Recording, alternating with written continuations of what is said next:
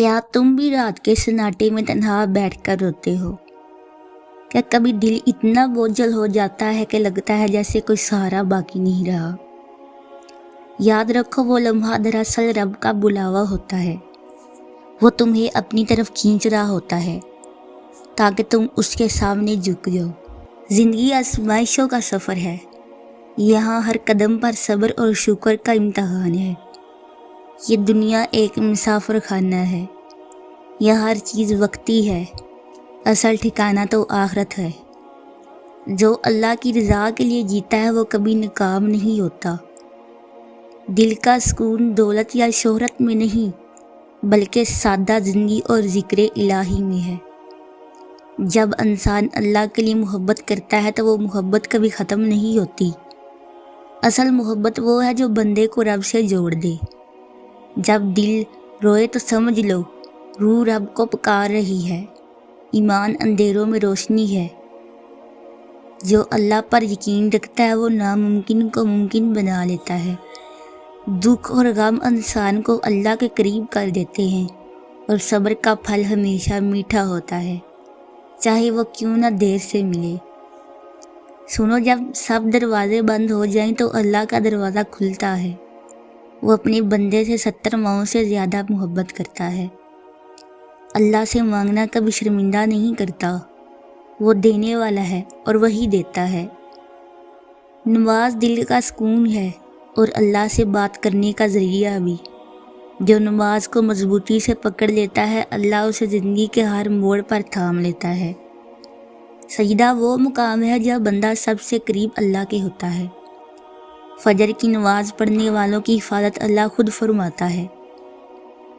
سنو، قرآن دل کا آئینہ ہے اور ہر مسئلے کا حل بھی۔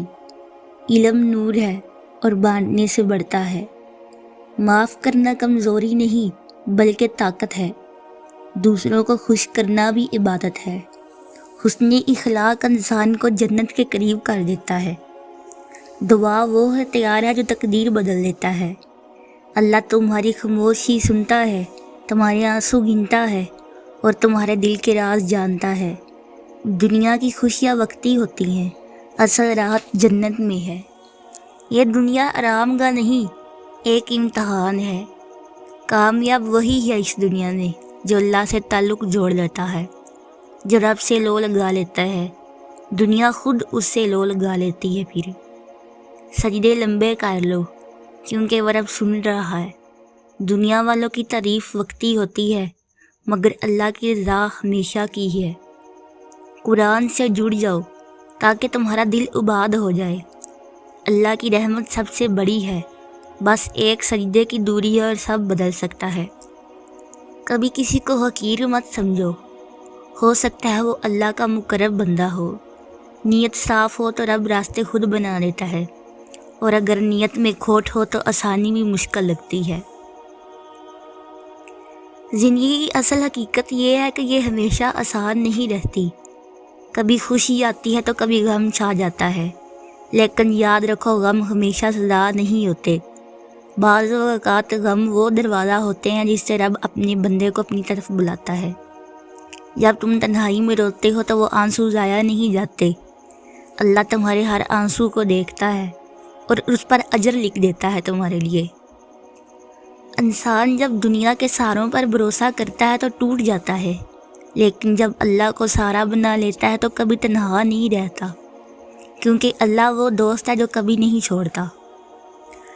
نماز صرف ایک فریضہ نہیں بلکہ دل کے زخموں کی مرہم بھی ہے۔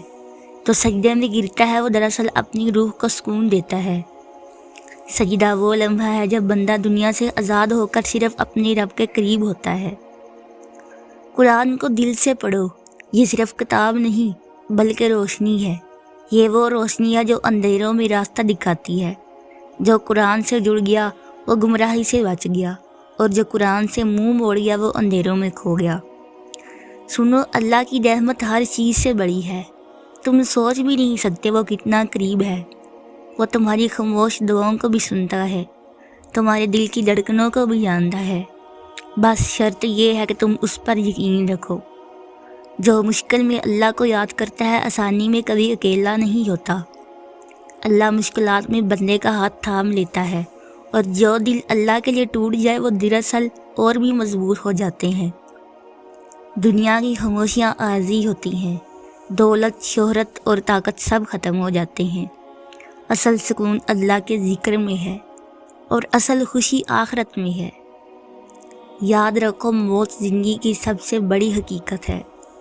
کوئی نہیں جانتا کہ کب وقت ختم ہو جائے، اس لیے اپنے لمحات کو ضائع مت کرو، نیکیوں میں گزارو، دل کو قرآن سے جوڑو اور اپنی روح کو ذکر الہی سے زندہ رکھو۔